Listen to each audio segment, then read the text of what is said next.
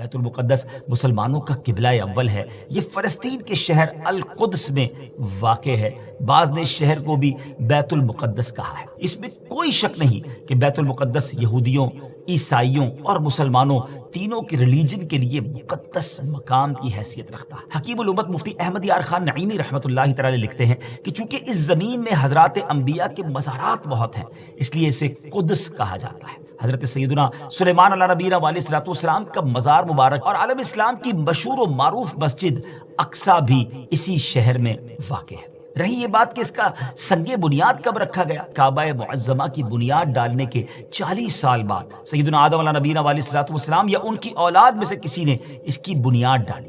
پھر اس کی تعمیر حضرت سیدنا سام بن نوح علیہ نبینا علیہ الصلوۃ والسلام نے کی۔ پھر ایک عرصے کے بعد حضرت سیدنا داؤد علیہ نبینا علیہ الصلوۃ والسلام نے بیت المقدس کی بنیاد اسی مقام پر رکھی، جہاں حضرت سیدنا موسیٰ علیہ نبینا علیہ الصلوۃ والسلام کا خیمہ نصب کیا گیا تھا۔ اس عمارت کے پورا ہونے سے قبل حضرت سیدنا داؤد علیہ نبینا علیہ الصلوۃ والسلام کی دنیا سے وفات کا وقت قریب آ گیا، تو اب آپ نے اپنے بیٹے حضرت سیدنا سلیمان علیہ نبینا علیہ الصلوۃ والسلام کو اس کو مکمل کرنے کی وصیت فرمائی۔ حضرت سلیمان علیہ نبینا علیہ الصلوۃ والسلام نے انسانوں سے نہیں بلکہ جنوں کی ایک جماعت سے اس کام کو کروانا شروع کیا۔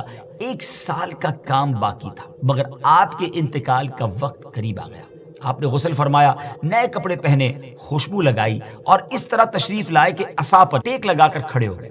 ملک الموت حضرت اسرائیل علیہ الصلوۃ والسلام نے آپ کی روح اسی حالت میں، اسی عالم میں قبض کر لی۔ جب حضرت سلیمان علیہ الصلوۃ والسلام حیات تھے تو جنات کو رات کی رخصت بھی مل جاتی تھی، وہ دن میں کام کرتے تھے، حضرت سلیمان علیہ الصلوۃ والسلام بھی آرام کرنے چلے جاتے تھے، مگر آپ چونکہ اب کھڑے ہی تھے تو اب جنات کو دن رات راؤنڈ دا کلاک کام کرنا پڑ گیا۔ جیسے اس کی تعمیر کا وقت پورا ہونے لگا تو اللہ کی شان دیکھیں کہ آپ کے اس عصا کو، اس لکڑی کو دیمک نے کھایا اور آپ کا جسم زمین پر تشریف لایا۔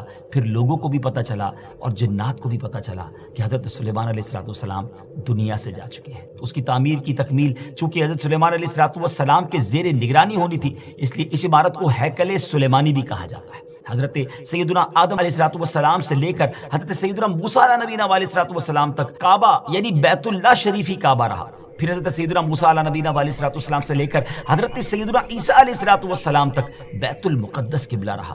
اور ہجرت کے بعد مدینہ منورہ میں بھی مسلمان 16 یا 17 مہینے تک بیت المقدس کی طرف ہی رک کر کے نمازیں پڑھتے رہے۔ ہجرت کے 1 سال 5.5 مہینے کے بعد 15ویں رجب پیر کے دن مسجد بنی سلمہ میں نماز ظہر کے درمیان قبلے کی تبدیلی ہوئی اور اللہ پاک نے پیارے آقا علیہ الصلوۃ والسلام کی خواہش کے مطابق مسلمانوں کا جو کعبہ ہے، قبلہ ہے، وہ کعبہ کو فرما دیا اور اب مسلمان کعبے کی طرف رک کر کے نماز ادا کرنے لگے۔